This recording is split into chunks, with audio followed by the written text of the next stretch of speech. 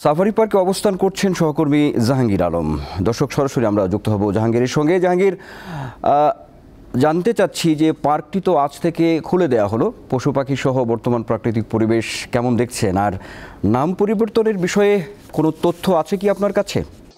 জি আনোয়ার, আজ সকাল থেকেই কিন্তু Gazipur safari park, Bangabandhu safari park যেটি ছিল, যে সাফারি পার্ক গাজীপুর নামে আসলে আজ থেকে আমরা সকালে যে দর্শনার্থী এসেছে তাদের টিকিটে দেখতে পেলাম যে সাফারি পার্ক গাজীপুর নামে নতুন যাত্রা শুরু করলো। এর আগে 5ই আগস্ট আসলে ব্যাপক ভাঙচুর চালানো হয় এবং এখান থেকে সাইনবোর্ড খুলে ফেলে দুর্বৃত্তরা, এবং এরপর থেকেই গত 3 মাস কিন্তু সাফারি পার্ক বন্ধ ছিল।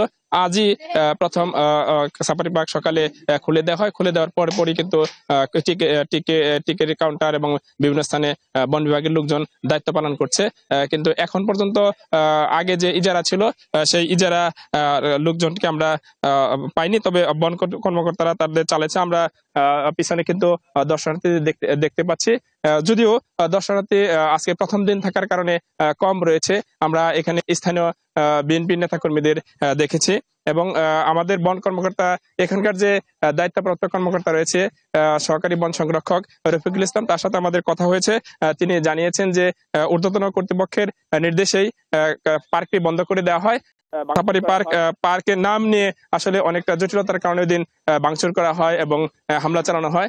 সে কারণে আসলে আপাতত সাফারি পার্ক গাজীপুর নামেই বন বিভাগের পরিচালনা ইজারার বিষয়ে প্রস্তুতি চলছে, এবং নাম পরিবর্তনের বিষয়ে প্রস্তাবনা দেওয়া হয়েছে। নাম আসলে পাশ হলে কোন নামে পরিবর্তিত নামটি নির্ধারণ করা হলে কর্তৃপক্ষের পরবর্তী সময়ে জানিয়ে দেওয়া হবে। এবং আজ কিন্তু সকাল থেকে পরিবর্তন আমরা রয়েছে। জীববৈচিত্র্য বলতে জীববৈচিত্র্যের কোনো পরিবর্তন আমরা দেখিনি। আসলে প্রাকৃতিক সৌন্দর্য মণ্ডিত গাজীপুরের বেশ বড় আকারে যে পার্কটি রয়েছে, সুন্দর প্রাকৃতিক পরিবেশে মানুষ এসে অনেকটা মুগ্ধ পরিবেশেই তাদের অনুভূতি প্রকাশ করতে পারে। আমরা দু একজন দর্শনার্থীর সাথে কথা বলেছি, দীর্ঘদিন বন্ধ থাকার পর তারা আসলে আসছেন, ভিতরে ঘুরে দেখবেন, এবং পরবর্তী সময়ে আমরা এ বিষয়ে আরো বিস্তারিত জানাতে পারবো।